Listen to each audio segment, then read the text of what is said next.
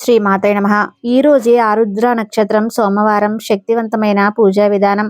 మార్గశిర మాసంలో వచ్చే ఆరుద్ర నక్షత్రం శివయ్య జన్మ నక్షత్రం. ఈ ఆరుద్ర నక్షత్రం సోమవారంతో కలిసి రావడం చాలా విశేషమని పండితులు చెబుతున్నారు. మార్గశిర మాసంలో వచ్చే ఈ ఆరుద్ర నక్షత్రానికి చాలా విశిష్టత ఉంటుంది. ఈ రోజు చేసే శివ పూజకు కోటి జన్మల పుణ్య ఫలితం లభిస్తుంది. ఈ రోజు ప్రతి ఒక్కరూ ఖచ్చితంగా ఇంట్లో పూజ చేసుకోవాలి.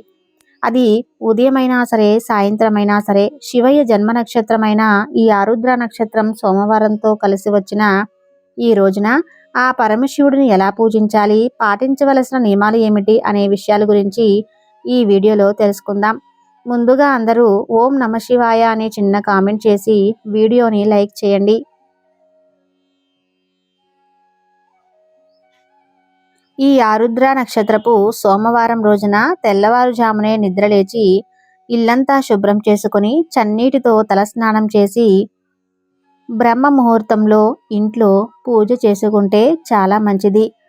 కుదరని వారు ఈరోజు సాయంత్రం 5:30 నుండి 7 మధ్యలో ఈ శివ పూజలు చేసుకోవచ్చు. పూజ ప్రారంభించే ముందు ఇల్లంతా పసుపు నీటిని చల్లుకోవాలి.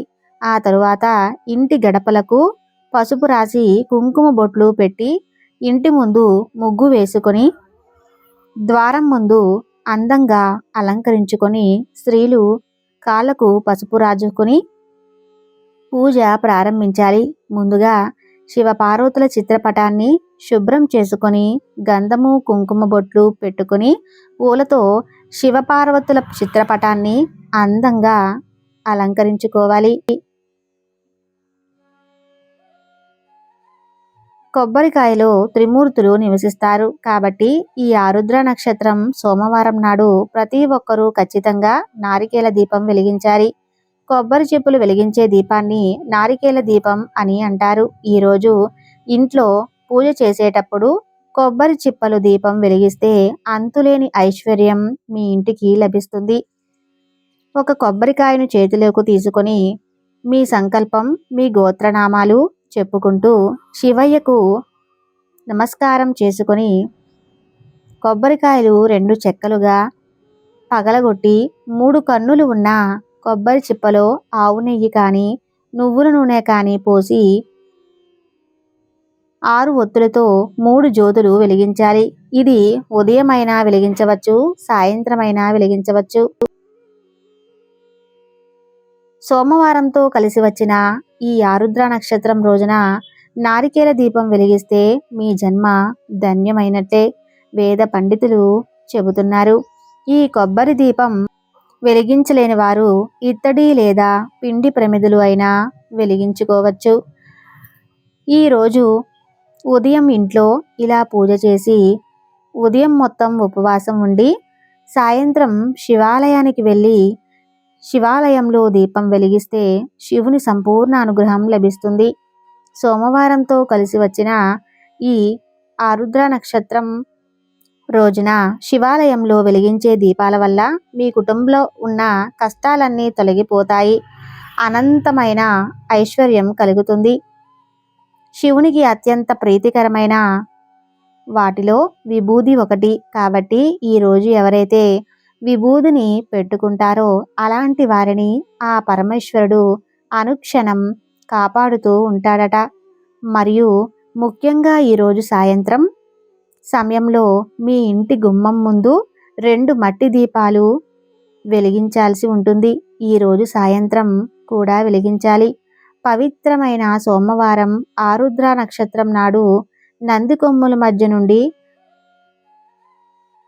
ఆ శివుణ్ణి దర్శించుకున్న వారికి సర్వపాపాలు తొలగిపోయి జన్మ జన్మల అదృష్టాన్ని పొందవచ్చు.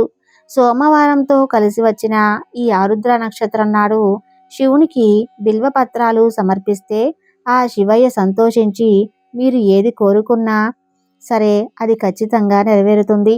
అలాగే గన్నేరు పూలతో శివుడిని పూజించిన వారికి విపరీతమైన ధనలాభం కలుగుతుంది.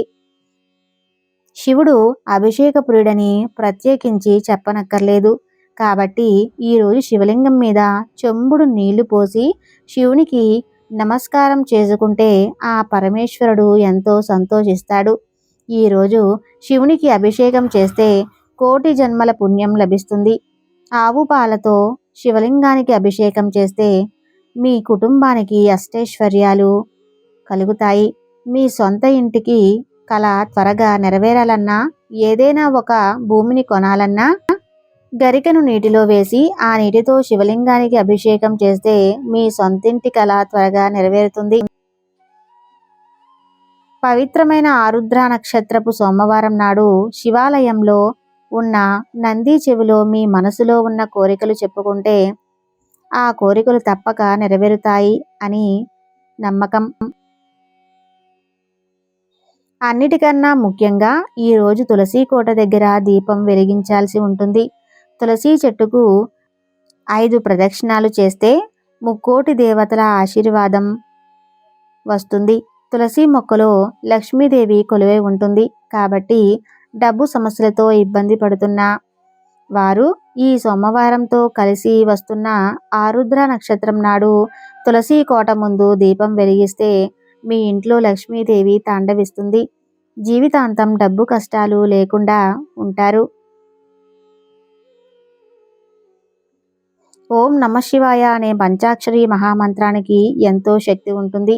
కాబట్టి సోమవారంతో కలిసి వస్తున్న ఆరుద్ర నక్షత్రం నాడు మీ పూజా గది ముందు కూర్చొని ఓం నమఃశివాయ అనే మంత్రాన్ని 108 సార్లు జపిస్తే ఆ పరమశివుడు ఎంతో సంతోషించి కోరినవన్నీ వరాలన్నీ ప్రసాదిస్తాడు.